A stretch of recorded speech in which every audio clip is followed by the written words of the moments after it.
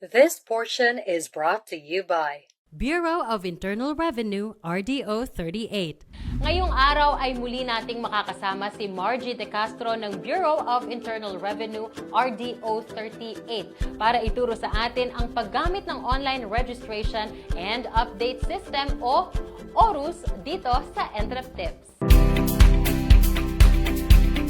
Kamusta mga ka-Entrepinas? Muling nagbabalik ang Entreptips para sa Entrepinas TV mula sa registration, invoicing, bookkeeping, filing, and payment of the tax returns.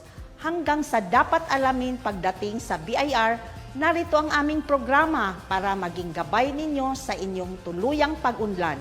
Ako, si Margie De Castro, na nagsasabing ang pag-asenso sa negosyo ay nagsisimula sa tamang proseso. Ito ang Entrepinas TV. Sabay-sabay tayong umasenso sa buhay at negosyo. Ngayong araw, pag-uusapan natin kung paano mag-register sa BIR gamit ang ORUS. Ano ba ang ORUS? Ang ORUS ay isang online registration and update system ng BIR. Ito po ay isang bagong platform na parte sa BIR Digitalization Program. Okay, paano gagamitin ang ORUS? Ano ang proseso noon? First, if ang gagamit po ay hindi pa rehistrado sa BIR, meaning first-time registrant, kailangan pong mag-create kayo ng account. Then, if ang gagamit po ng ORUS ay existing taxpayer na ni BIR, i-update nyo lang po ang registration nyo using S1905, yung registration update sheet. Saan po makukuha yan? Pwede nyo pong i-download yan sa website ni BIR under the advisory section. Or pwede din yung kumuha doon manually doon sa client support section ng BIR RDO where you are registered. Okay, usually ang i-update nyo po yun ang email address at saka contact number. See to it na ang ilalagay mong designated email address is yung official email address ng registered taxpayer. Okay, so naka-create ka na ng account for the first-time registrant or if you are existing taxpayer, na-update nyo na po.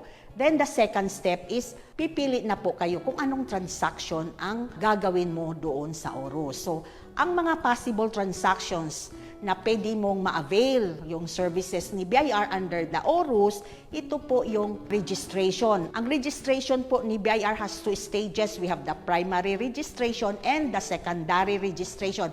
Lahat po pwedeng gawin mo under the ORUS system.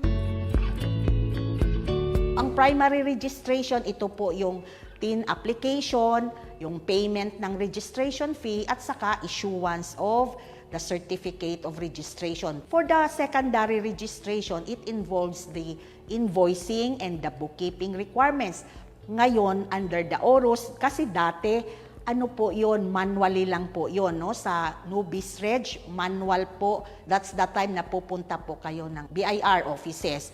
Pero under this ORUS system, pwedeng gawin nyo na po online itong secondary registration.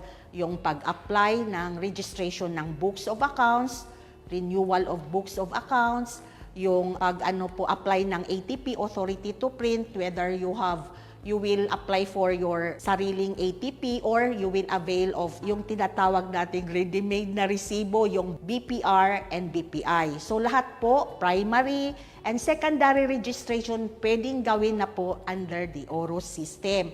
And another thing, the update, no? So, dati manually lang po yan gagawin. Ngayon, with the ORUS, you can update original registration information under that system online. Pwede na pong gawin ngayon. Okay, so other services that you can do under the ORUS, ito po yung submission of application for closure or deregistration of your business or application for your TIN cancellation. Pwede nyo na po itong gawin under the ORUS.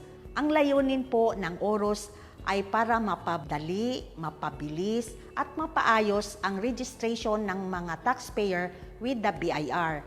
In short, inline po din ito sa Republic Act 11032, the Ease in Doing Business and Fast Delivery of Government Services Act.